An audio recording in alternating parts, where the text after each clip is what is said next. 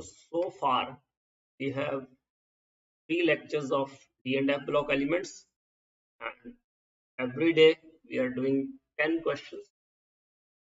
So 10 to 30 we have done, and it is now next, that is 31 to 40.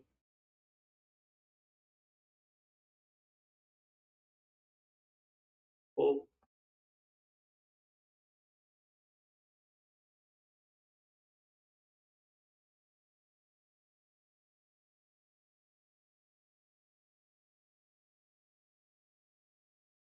31 to 40.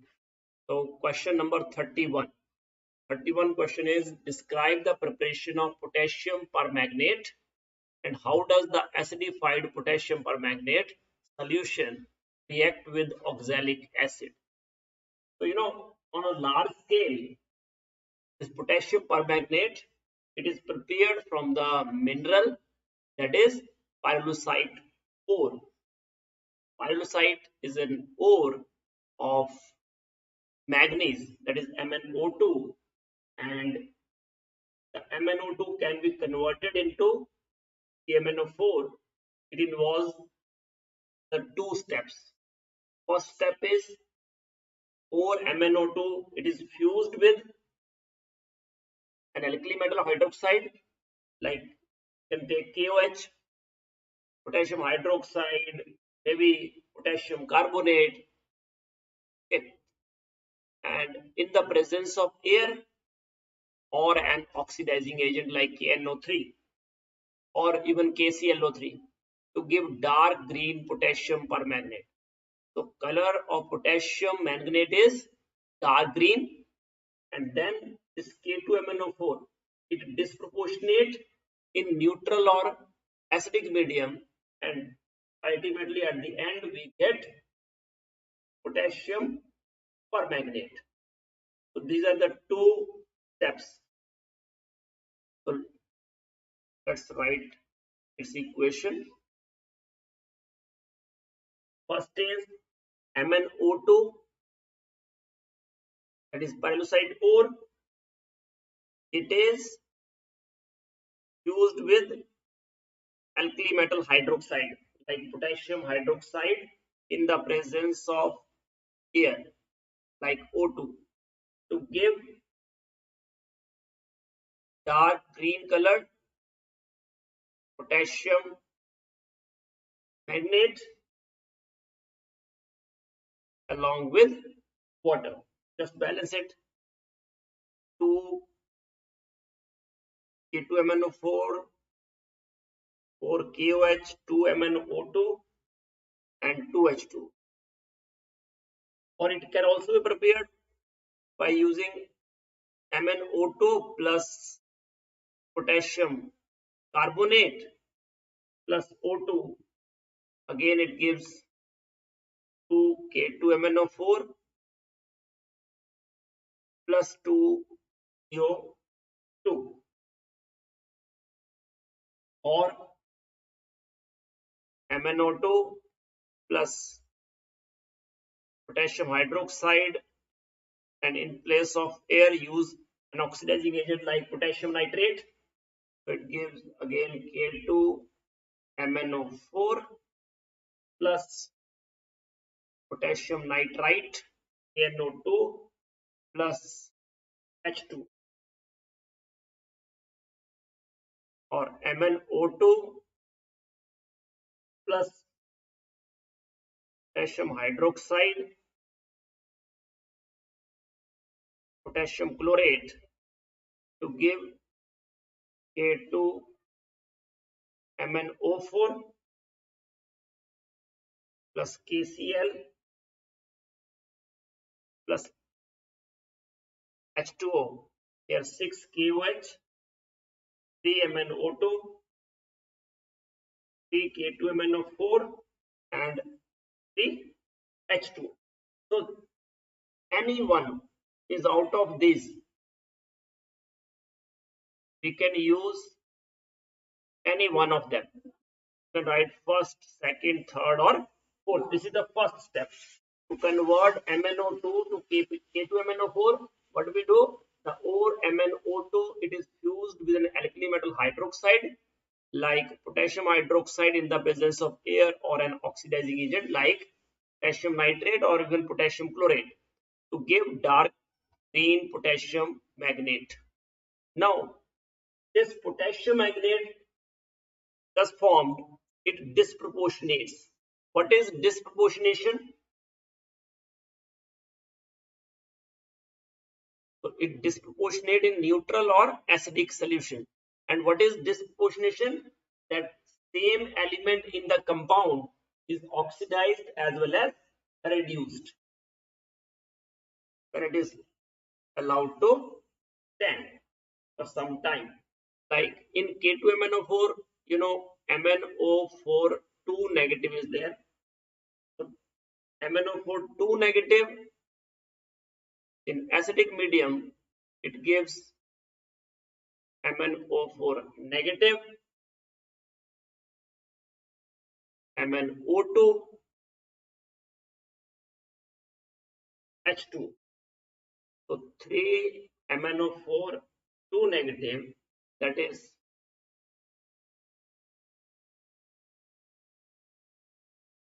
manganate ion, to give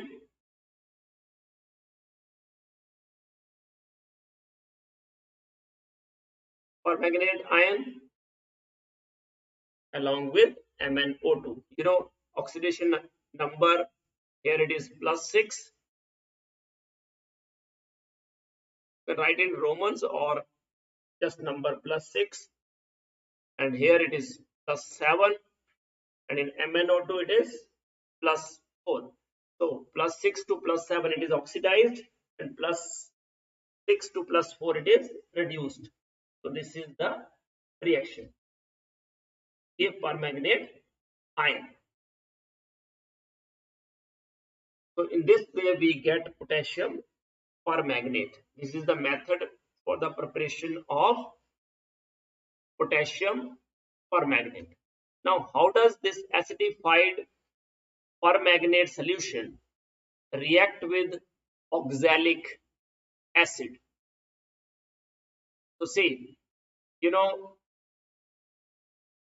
in acidic medium, MnO4 negative, it gives Mn2 plus. So add H2O to the side deficient of oxygen, double number of H plus ion to the opposite side, and 5 electrons. Now, oxalate, oxalic acid, there is the oxalate ion, that is C2O4 2 negative, that will give CO2. Just balance the atoms other than hydrogen and oxygen, that is carbon, 2 carbon, 2 carbon. On left side there are 4 oxygen, on the right side again 4 oxygen. Means oxygen and carbon both are balanced, and add 2 electrons. So it is multiplied by 5, and first one is multiplied by 2. So it is 2 MnO4 negative plus 5 C2O4 2 negative plus 16 H plus to give 2 Mn2 plus 10 CO2 and 8 H2. So this is the balanced ionic equation of the reaction between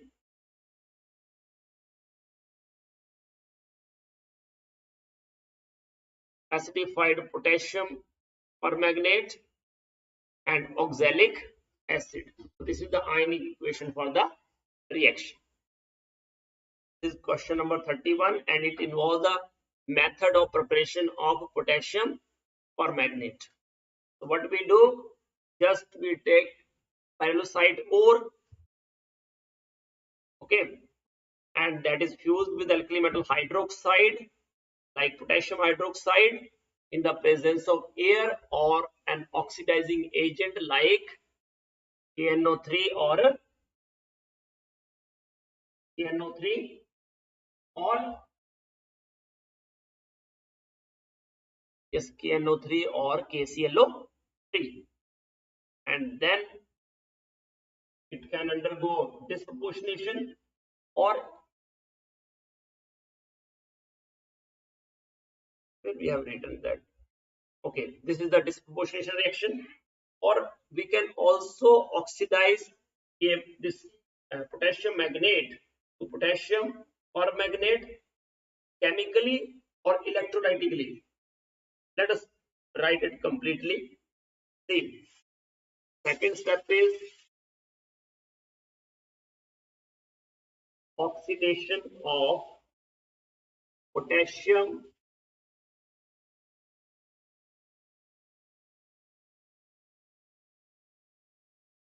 magnate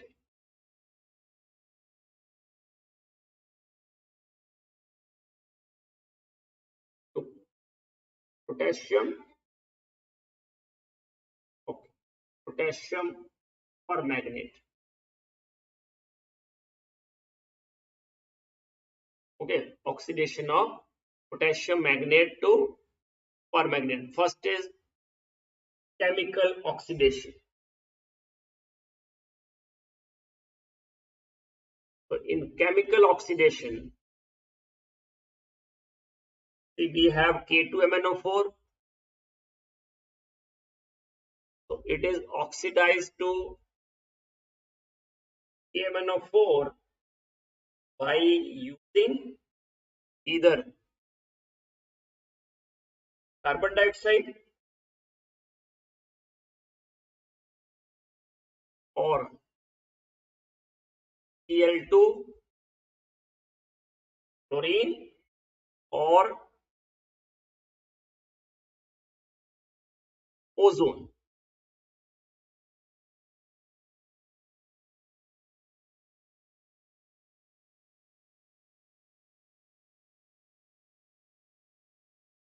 Okay, so first one, let us balance the first one. In this case, along with carbon dioxide, K2MnO4 is converted to KMnO4 along with MnO2. You know, MnO2 is the initial product, and potassium carbonate. Just balance it.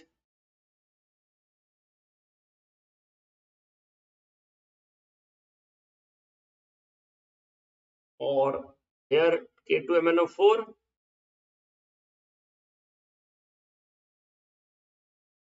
2 moles of K2MnO4 gives 2 KMnO4 along with KCl. 2 K2MnO4 with H2 and ozone give 2 KMnO4 along with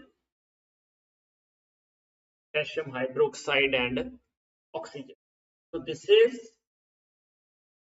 chemical oxidation of potassium magnate to potassium permanganate.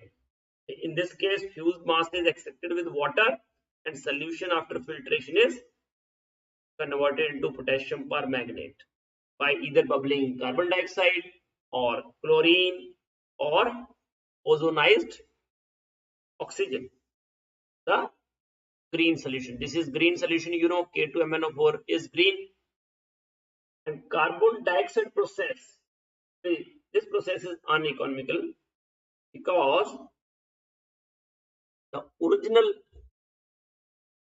permanganate, magnate, it is reconverted to MnO2. See, K2MnO4 gives back MnO2 along with KMnO4. So our aim is to convert MnO2 into KMnO4. Whole K2MnO4 into KMnO4 we have to convert, but partially it is converted into MnO2. That's why this process is uneconomical. Next is electrolytic oxidation.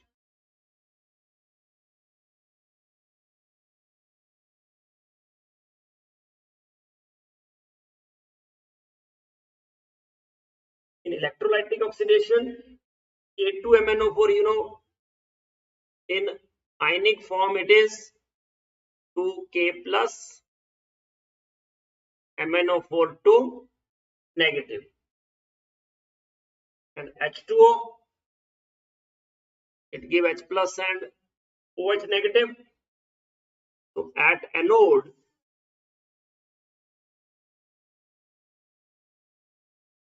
MnO4 negative, sorry, MnO4 2 negative gives MnO4 negative 1 electron, and at cathode, H plus ion gain 1 electron to give H, that is a primary change, and then ultimately it gives H2, that is the main product. So magnet ions are oxidized to permanganate ion at the anode, and hydrogen gas is liberated at cathode. And after the oxidation is completed, solution we have to filter and evaporate it under controlled conditions, and we get crystals of potassium permanganate. That's it.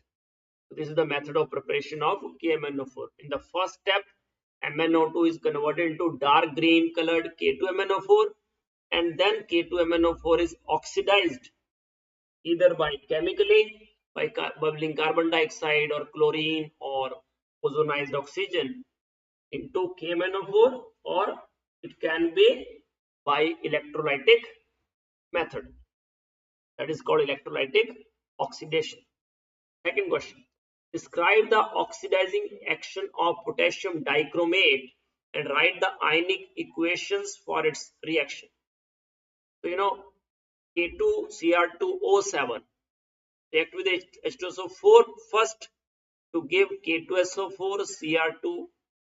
To make its medium acidic, we use sulfuric acid. We can't use HCl because HCl is oxidized to Cl2. Keep in mind, to make this, yes. So to make this potassium dichromate solution acidic, we use sulfuric acid. We cannot use HCl. Why? Because HCl can be oxidized to Cl2. Because potassium dichromate being oxidizing agent, that can oxidize HCl into Cl2. That's why the values by means the use of potassium dichromate by volumetric analysis increases, because the the acid which is used, that is also oxidized in the chemical reaction. That's why to make it acidic, we use sulfuric acid. Okay. Now what is its ionic equation? The Cr2O7 2 negative in Cr2SO4 thrice. Cr is 3 plus and H2O to the side excess of oxygen, and double number of H plus ion to the opposite side plus 6 electron. This is the ionic equation. Now we have to write the ionic equations for its reaction with potassium iodide and H2s. So see, first write for iodide. So it oxidizes Ki to I2. How? See, Cr2O7 2 negative with 14 H plus and 6 electron. This equation you have to remember.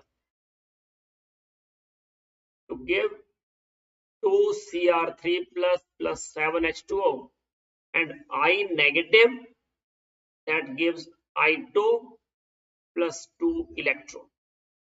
Just multiply by 3 so that electrons are balanced on both sides. Now it is Cr2O7 2 negative plus 6I negative plus 14H plus to give 2 Cr3 plus 3I2 and 7H2. So this is the equation for potassium iodide. Then second one is H2s. So H2S is oxidized to S, sulfur. This equation is same.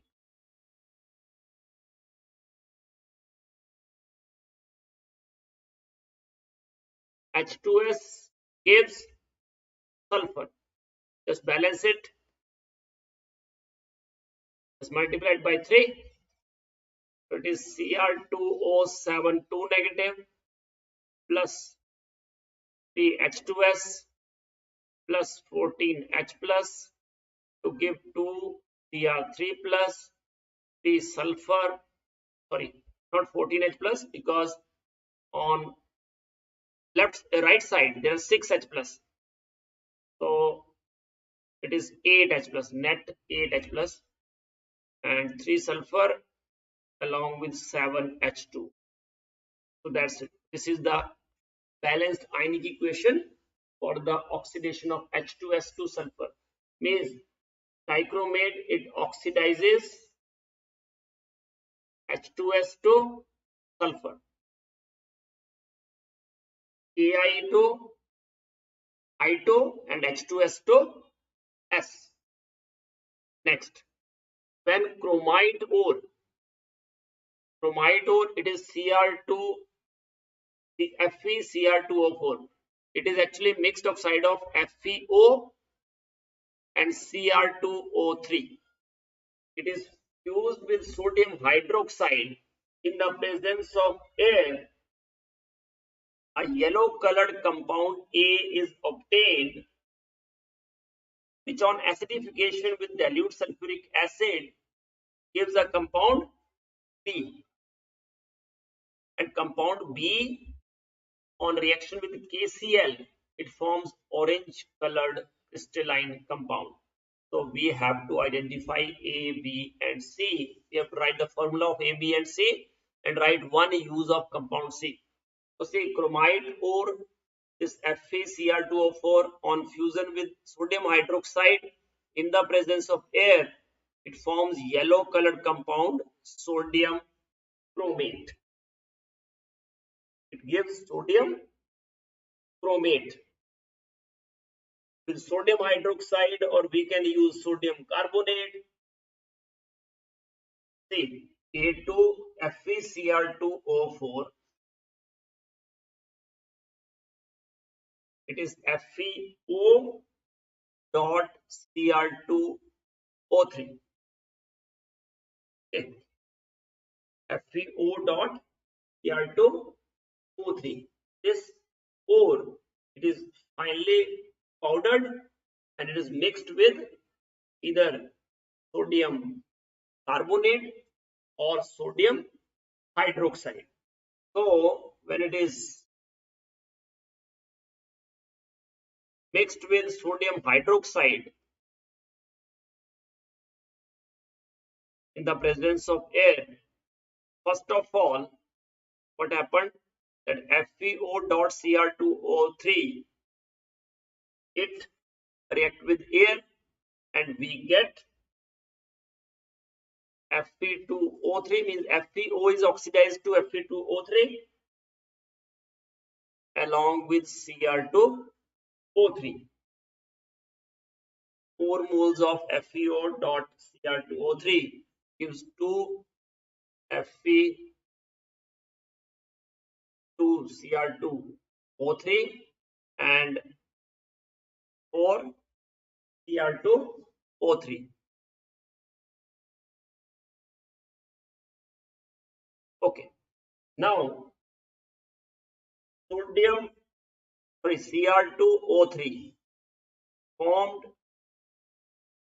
in this first part that react with sodium hydroxide again in the presence of air to give sodium chromate along with water, 2 Na2CrO4, 4 NaOH,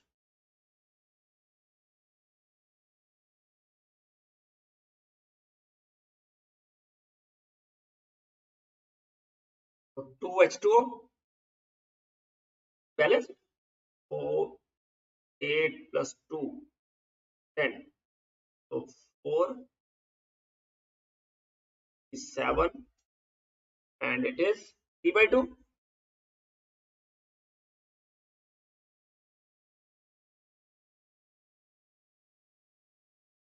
Means it is 2 Cr2O3 plus 8 sodium hydroxide plus 3 O2 to give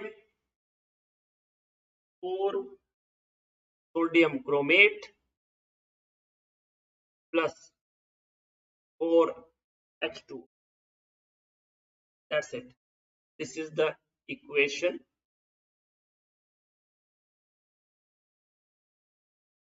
Now just add these two equations. Here there are 4 Cr2O3. There are only 2. So it should be multiplied by 2. So it becomes 4 FeO dot Cr2O3 plus 816 sodium hydroxide plus 4 plus 3 7 H2O to give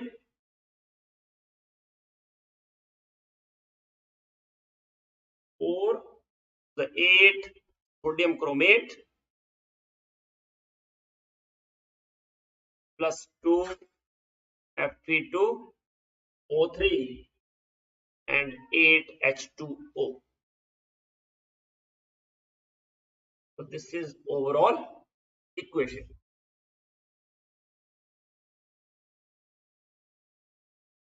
And after the reaction, this roasted mass is obtained. So this is A. Okay.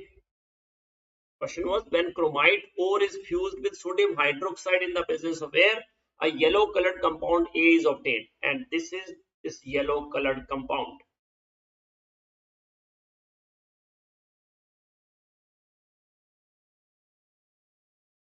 After getting this yellow colored compound, second part is, this is also the method of preparation of potassium dichromate. Okay,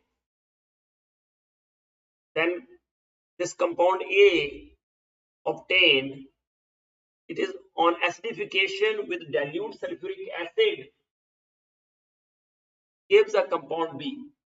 That is the second part. This was the first part. First part is preparation of sodium chromate. This is the method of preparation of sodium chromate.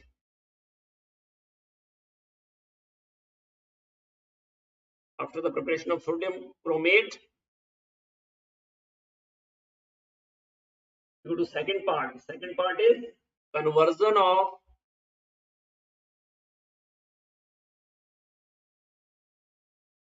sodium chromate into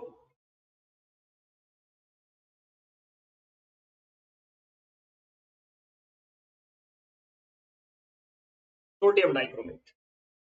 Okay, so now we have sodium chromate. This sodium chromate is treated with sulfuric acid, with concentrated sulfuric acid. Sodium chromate is treated with concentrated sulfuric acid to give sodium dichromate,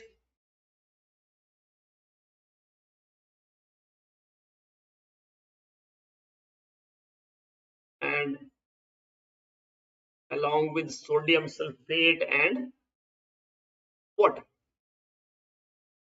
So sodium sulfate, it is being gas soluble, crystallizes out. This sodium sulfate is rising out as decahydrate, and this one is the B.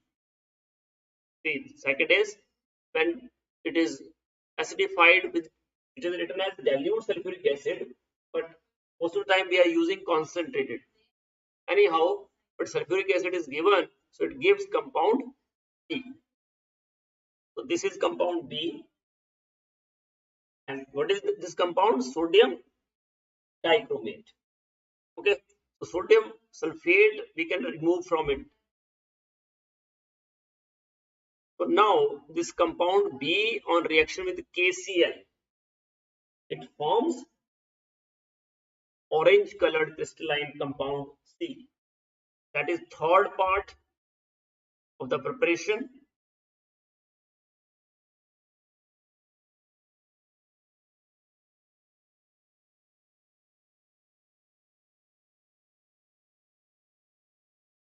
It is conversion of sodium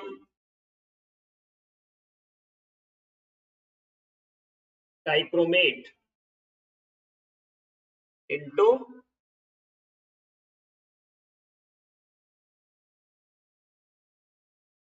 potassium dichromate. So sodium dichromate react with KCl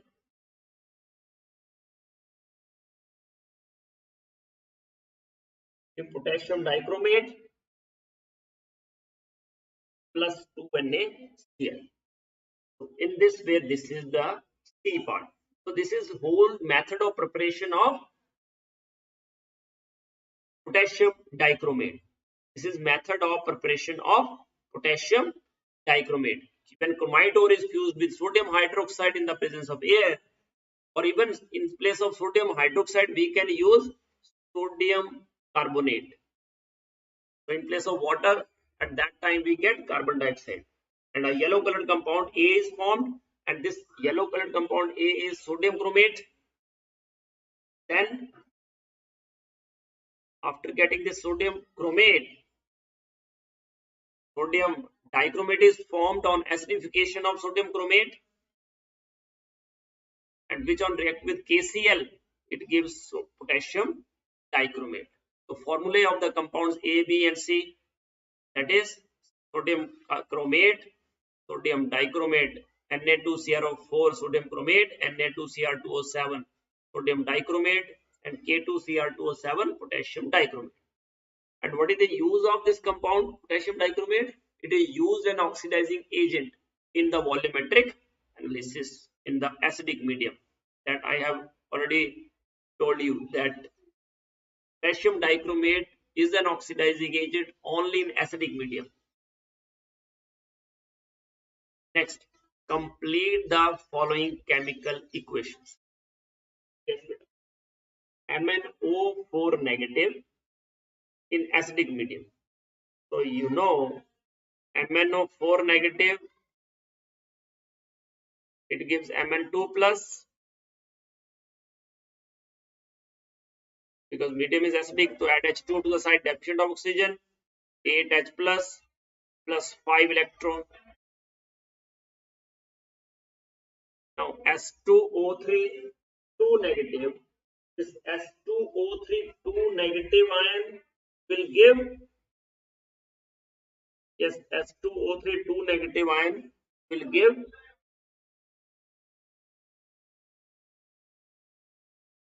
it gives SO4 2 negative, and at the same time sulfur S2O3 2 negative and sulfur. See, S2O3 2 negative give sulfate and sulfur. Just balance it. Sulfur are already balanced. There are 3 oxygens on the left side, 4 oxygens on the right side. So we add H2O, the side deficient of oxygen, and double number of H plus ion to the opposite side. Negative charge is balanced, but positive charge is 2 positive net on the right side. So we add 2 electron, just multiplied by 2. Sorry, it is multiplied by 5.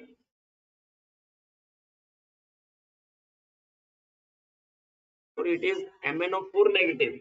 So in case of Cr2O7 2 negative, S2O3 will give SO4 2 negative and sulfur. But with MnO4 negative, S2O3 2 negative, it will give sulfate only. So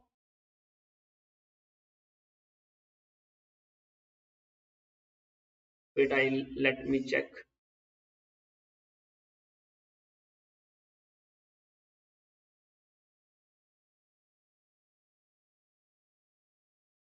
Yes, it will give sulfate only.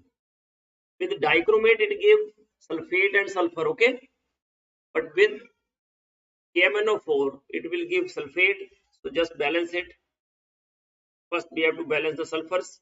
There are two sulfur on left side multiplied by 2 the right side. So sulfurs are balanced. Now balance the oxygens. 3 oxygens on the left side and 8 oxygens on the right side. So 5 H2, double number of H plus ion to the opposite side. So how many electrons? 2 negative on the left side and 4 negative, 10 positive. 6 positive on the right side. So to make total 2 negative on both sides, we add 8 electrons. 8 electrons. So just multiply first equation by 8 and second equation by 5.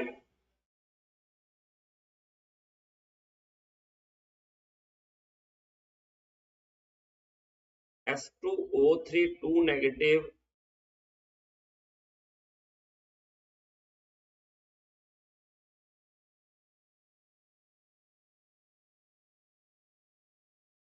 S2O3 2 negative and H plus. Okay.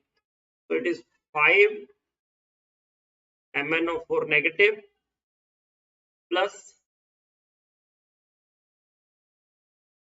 5, sorry, 8 MnO4 negative, 5 S2O3 2 negative plus 25 water, 32 water. So water is on the left side and H plus ion 54H plus 50. So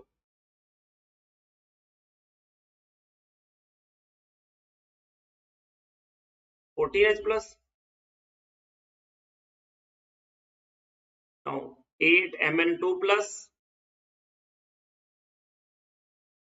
10 SO4 2 negative 32 25 7H2. Just see the charge on the left side 8 negative 10 negative 14 positive means total minus 4. 16 positive 20 means minus 4. That's it. It is balanced now. Next is Cr2O7 2 negative. To give, Cr2O7 2 negative will give Cr3 plus.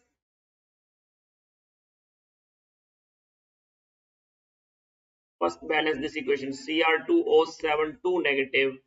It gives Cr3 plus 2 Cr3 plus 7H2O 14H plus 6 electron Sn2 plus 2 Sn4 plus 2 electron. Just multiply by 3.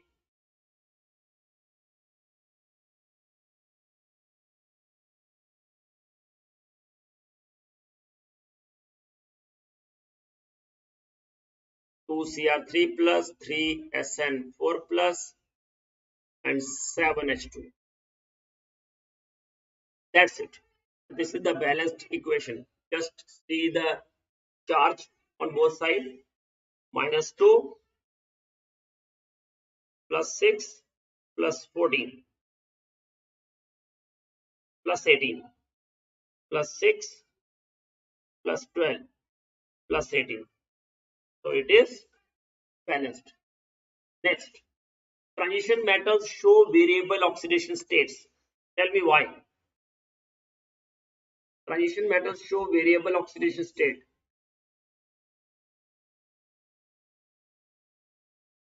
Yes, beta. Why transition metals show variable oxidation states?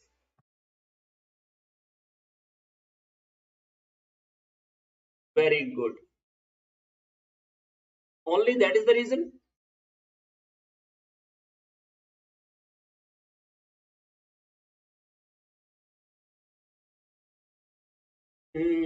Presence of unpaired electrons are the reason for paramagnetic behavior, for color, but as they show variable oxidation state because energy of n-1d and ns electrons is almost same. So both n-1d as well as ns electrons can participate in bonding.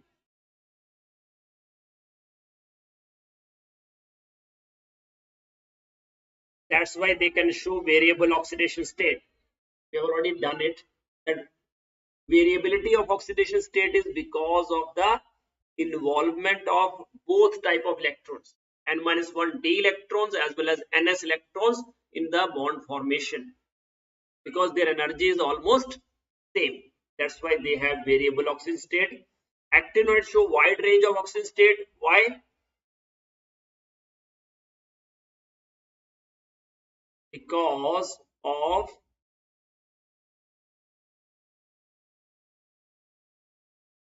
very less energy difference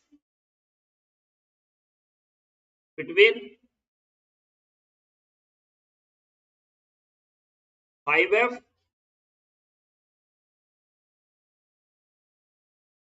6D and 7S electrons,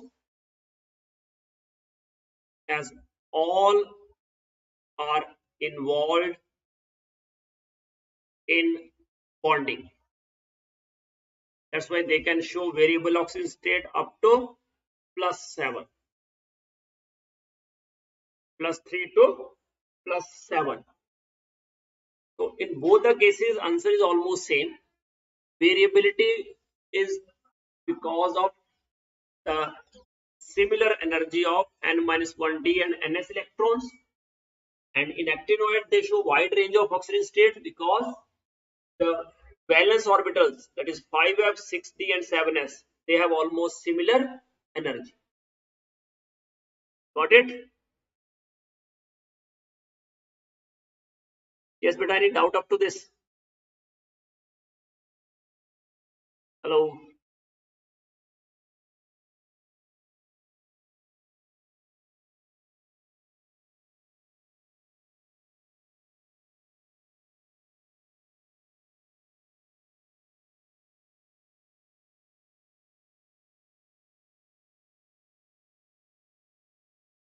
Now question number 36. Zinc, give reasons. Zinc is not regarded as a transition element. Just tell me why. Why zinc is not regarded as transition element? Very good. Because zinc has 3d10 4s2 electronic configuration. At the same time, it's ion in its ground state as well as in its ionic state, in any of its oxidation state. And zinc has only +2 oxidation state. In both the cases, zinc has fully filled d orbital 3d orbital in its ground state as well as in its oxidized state. That's why it is not regarded as transition element, because transition elements are those which have partially filled d orbital in its ground state or in any of its oxidation state. Next is chromium 2 plus is a strong reducing agent. So say chromium 2 plus reducing agent means which can lose electron easily. So chromium 2 positive is 3d4, and after losing one electron it is 3d3. So after losing one electron, Cr3 plus is formed, which is highly stable because it is T2G3. See, reducing or oxidizing action is in the aqueous solution. So in aqueous solution, it is T2G3 and Eg 0. That's why it is more stable. And because of this, Cr3 plus more stable than Cr2 plus, and Cr2 plus loses one electron and acting as a strong reducing agent because Cr3 plus is more stable. What happens when ammonium dichromate is heated? We have already done this question in our previous lectures. Yes, beta. Ammonium dichromate on heating gives, it is in the crackers. This mixture, this compound is in crackers, in those rockets. When ammonium dichromate is heated, it gives nitrogen gas that gives upthrust to the rocket. And rocket means those crackers. And this Cr2O3 gives green color along with H2O. N2, Cr2O3 and 4H2. Next, copper atom has completely filled d orbital in its ground state, yet it is regarded as transition element. Why? So copper in its ground state has fully filled d orbital,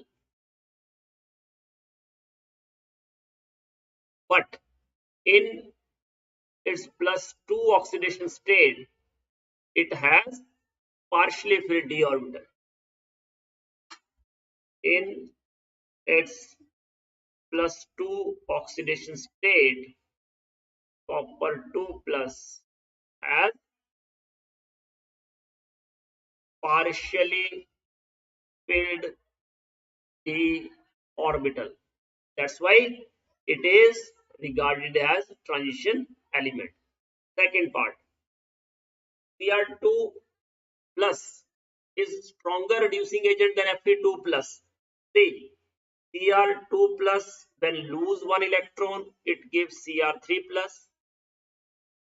That is, from 3d4 it becomes 3d3, and Cr3 plus is T2G3 and Eg0.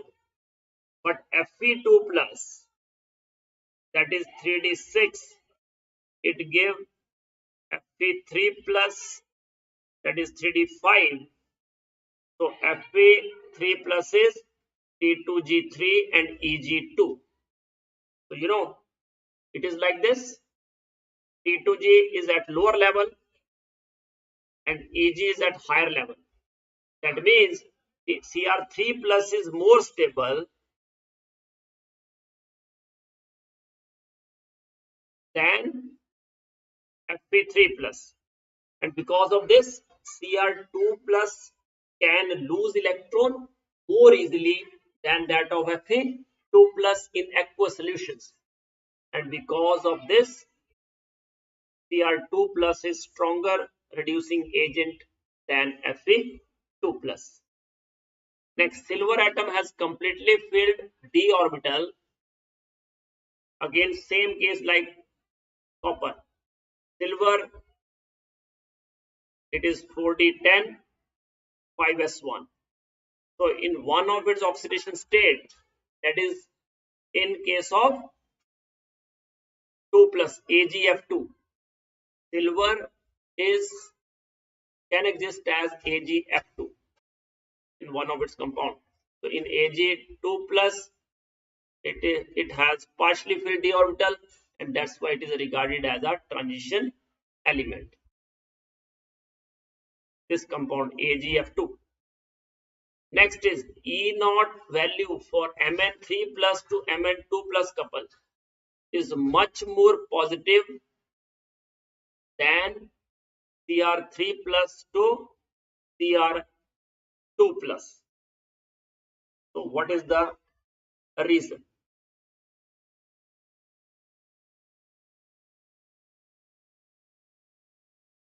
So large value of E0 value for Mn3 plus to Mn2 plus shows that Mn2 plus is much more stable than Mn3 plus due to stable half-filled configuration, and therefore third ionization energy of manganese will be very high, and Mn3 plus is unstable and can be easily reduced to Mn2 plus.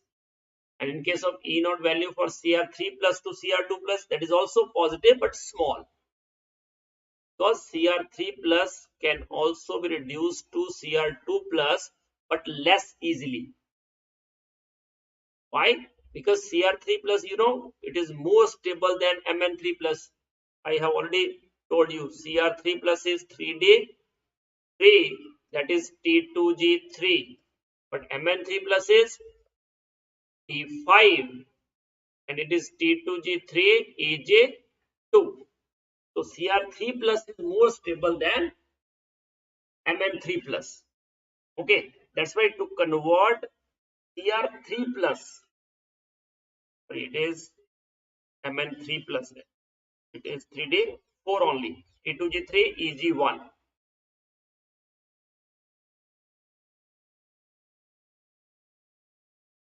But Cr3 plus, chromium is 3D5 4S1, and chromium 3 plus is 3D 1 electron from here, 2 electron from 3D, so 3D3. So Cr3 plus is more stable.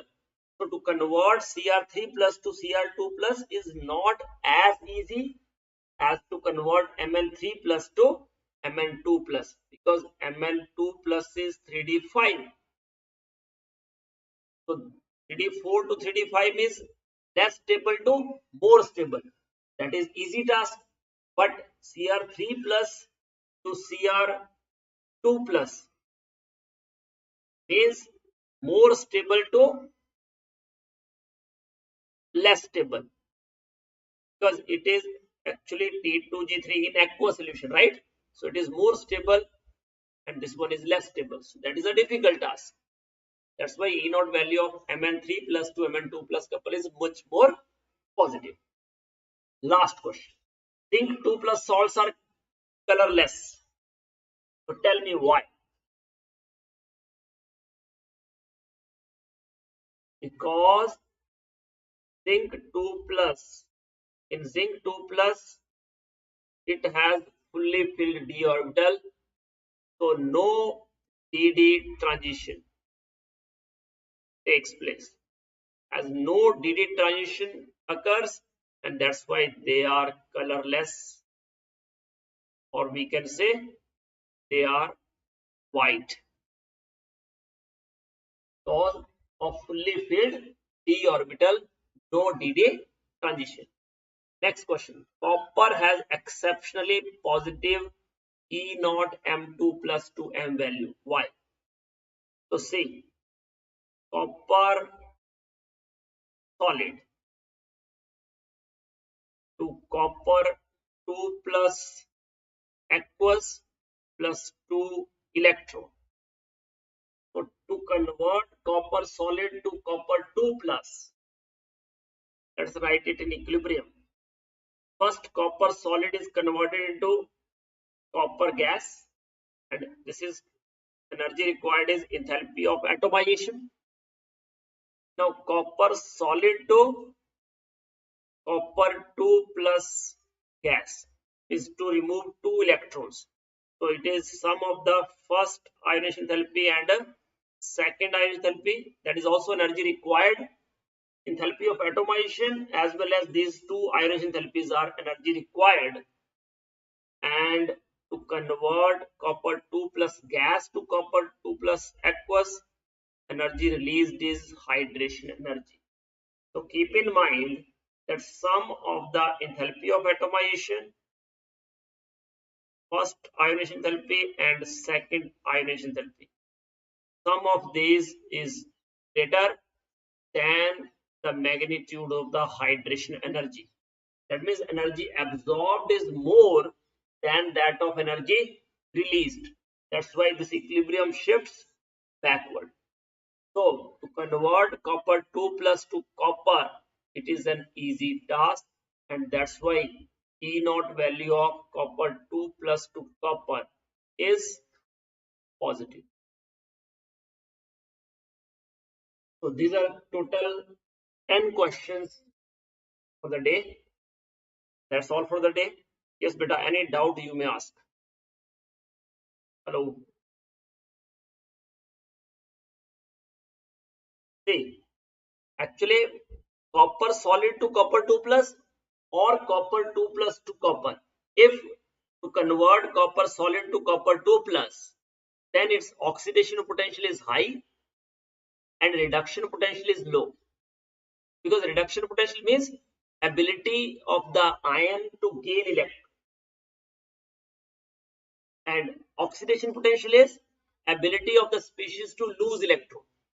So if equilibrium shifts forward, and when it shifts forward, if energy released is more than energy absorbed, if energy released is more, then this ion is more stable and therefore it shifts forward, and then its reduction potential is low, or we can say its oxidation potential is high.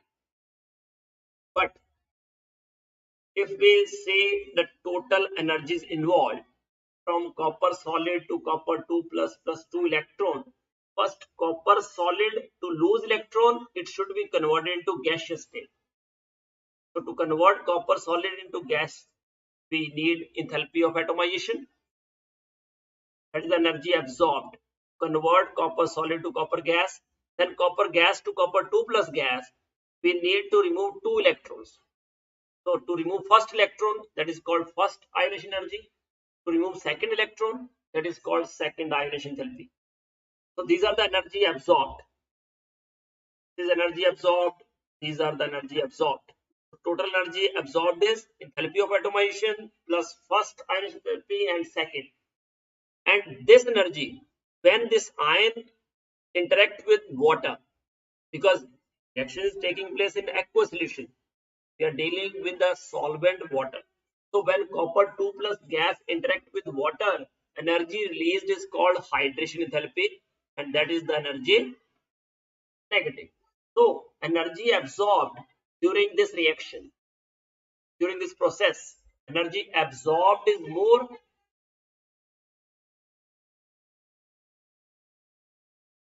and energy released is less.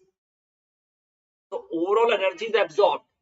So energy absorbed means this process becomes unstable, means it becomes more energetic because energy is absorbed. So to release energy, to form more stable thing, it release energy, and to release energy, copper 2 plus is converted into copper solid because it is at higher energy level. This part is at higher energy level and this part is at lower energy level. So copper 2 plus aqueous can gain 2 electrons more easily to convert into copper solid, because during the formation of copper 2 plus from copper solid, overall energy is absorbed. So when copper 2 plus aqueous gain 2 electrons to give copper solid, overall energy is released. And that's why this process is feasible in the backward direction, means the reduction takes place. That's why its reduction potential is positive. In 3D series, in first transit series, there is only one atom, one element which has positive reduction potential, and that is copper. And it is plus 0.34, plus 0.34, and it is only because energy absorbed during the formation of copper 2 plus aqueous is more than energy released. Yes, beta.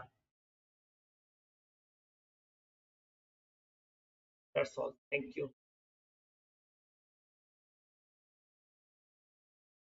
Okay, so that's all for the day. Thank you so much to all of you for watching this video and support me as well as my channel. I am online daily from 6 to 7 for class 12 and 8 to 9 for class 11. Be with me. I am waiting for you from 6 to 7 for 12th and 8